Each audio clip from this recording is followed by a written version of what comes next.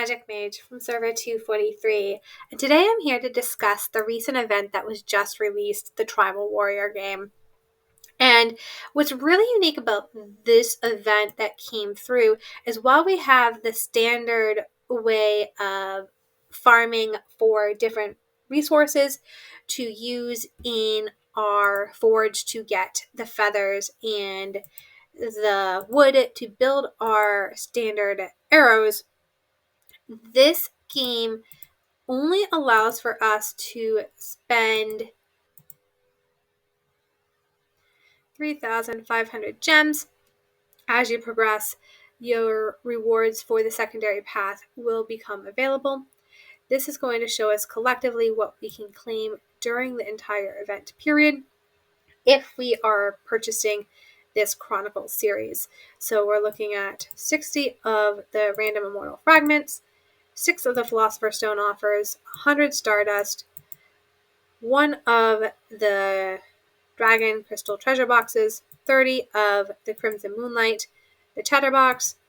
We're looking at the Shadow and Light Immortal Selection Chest, and of course, your exclusive artifact for one of the basic elements, your water, earth, fire, lightning, and wind.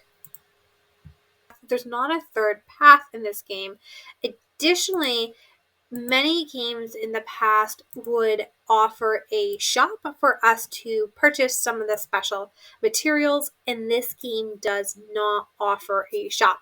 So when we go to our tribe, we can get the chatterbox, we can get the avatar frame, we are able to unlock a shadow or a holy immortal 60 fragments from the chest. We can obtain dragon crystals, and then we can get the more lustrous arrow and the standard arrow using to play our legendary hunter game, where we can take our shot at target practice.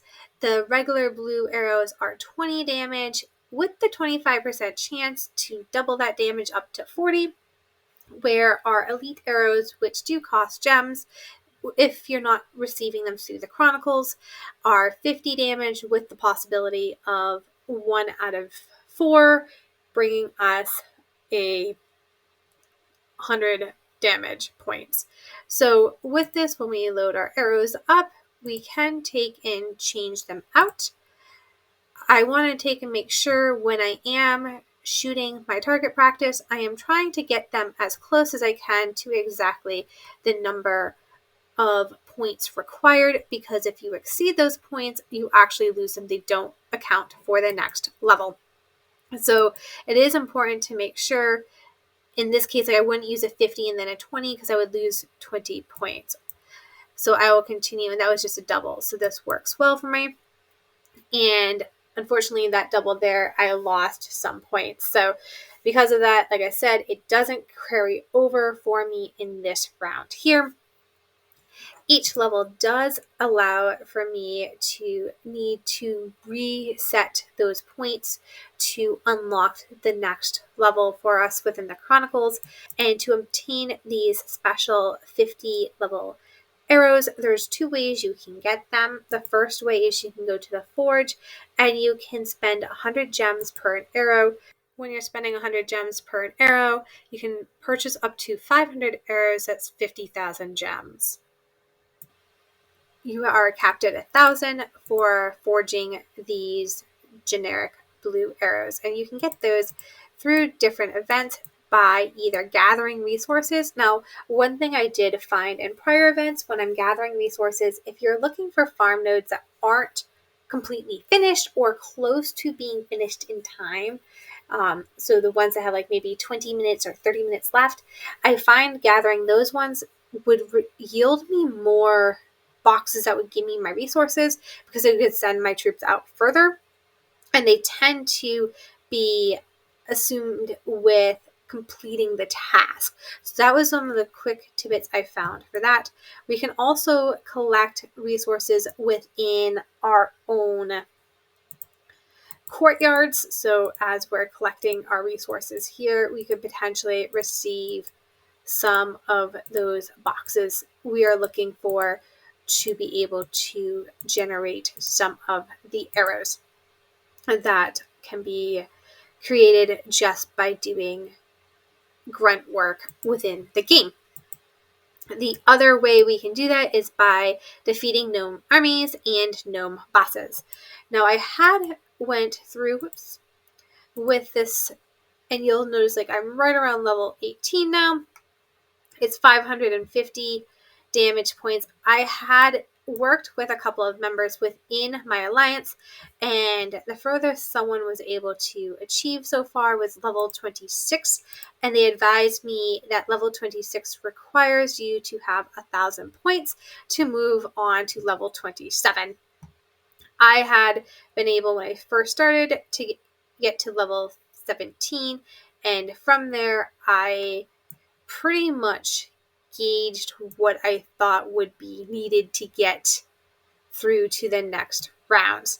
So between 18 and 25, no, that's an estimated guess, but it did appear that it was incrementally increasing by 50 points a level. So I will take and just check here. I think I should be able to get a couple of these down. I might need to wait until system reset to get more gems on this game. I should have some in here too. There we go. So now I got myself to 1,000. That should mean I can forge a couple more of these. I wouldn't recommend spending gems on this. However, for the purposes of this demonstration, I do want to show a little bit about what this game looks like when we're moving forward in that Hunter Festival. So I should have enough here. Let's see, 21. One,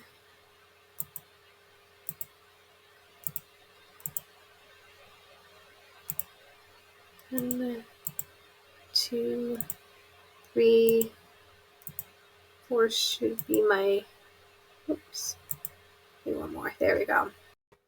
Now, as you saw in the game, when I was getting gems, I was able to get them from some of the activities I had completed with my alliance. Now, at System Reset, I am able to obtain more gems through the daily rewards. Those daily rewards are based off of honor. This here is my farm account, so it doesn't have a lot of honor points right now. I'm still in the process of developing it, but it does have a means to get me some gems. So just make sure when you're looking for gems, remember to claim that nobility piece there at the beginning of the day. Also remember that as you perform in the arena, you're going to be receiving some gems as well. And I also obtained some gems from participating in the server-wide spider event. So as I'm playing these games internally, I'm getting some additional gems in that forum. And those will help you as you're growing and developing. So make sure you're collecting the gems for free. That's always important. And then once you've collected all the free gems available for you, if you're looking to obtain more gems while there is no shop for our special event, as there has been for some in the past, we do have ways we can obtain gems that we can use for this event. The easiest way is you have your daily bundles. Some people are purchasing those every day. If you get the package that brings all three together for $6, you're looking at 600 gems. We also have the special bundles. Each of these bundles, with the exception of the package that costs us gems, we are able to obtain gems through these purchases. We can also obtain gems if we are in the process of building a Chaos Immortal by buying the Eyes of Chaos for the Chaos Roulette. Same thing for your Divine Coins used in the Triss shop if you're looking to build Triss skills. These packages also provide you with gems. The one that does not provide you with gems is Theodora's Roulette. So when you're purchasing raffle tickets for that, please know that while these are worth a percentage of gems, and I'll tell you what that gem cost is, it is not going to give you actual physical gems. So when you're playing the game, the Goddess event, the Eye of Chaos, your special bundles, your daily deals, your kingdom supplies, and the 30-day gem supply that gives you 350 gems a day for a total of 10,500 gems.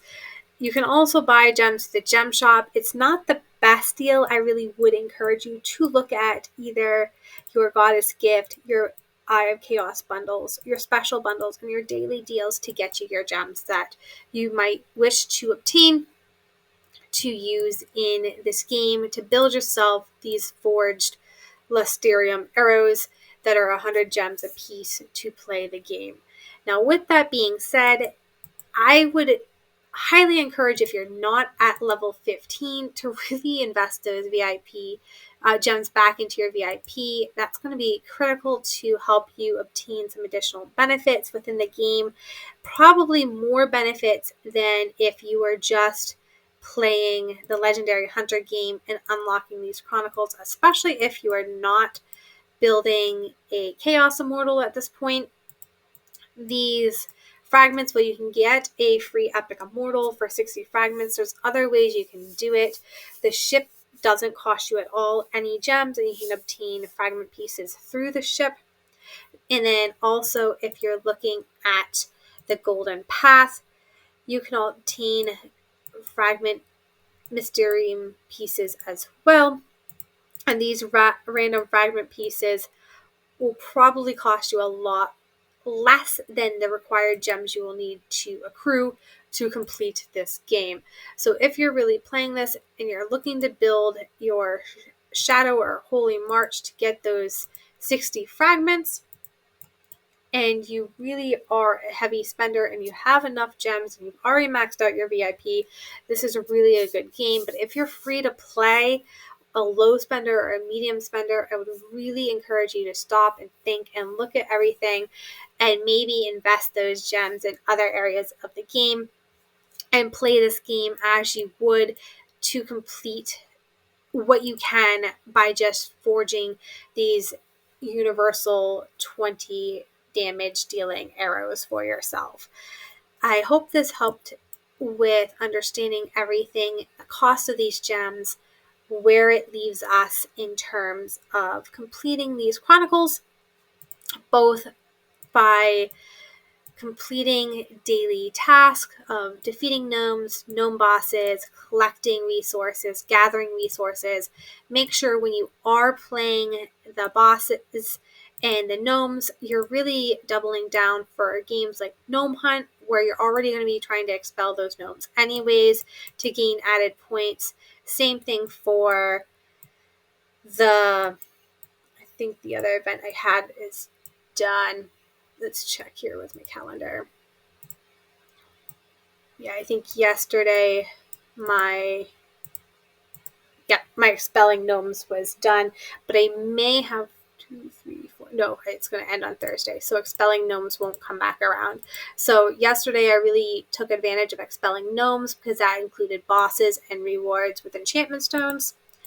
Today I am going to be really making sure I'm doubling down on gnomes to obtain those soul crystals and the resources to build those feathers and get that wood to get those arrows to play the game for the hunter. So make sure you are playing these games, but you're doing them in a way where you're gaining points for actions you're already looking to take. I hope you all have a wonderful day, and until next time, please remember to like and subscribe, and see you again soon.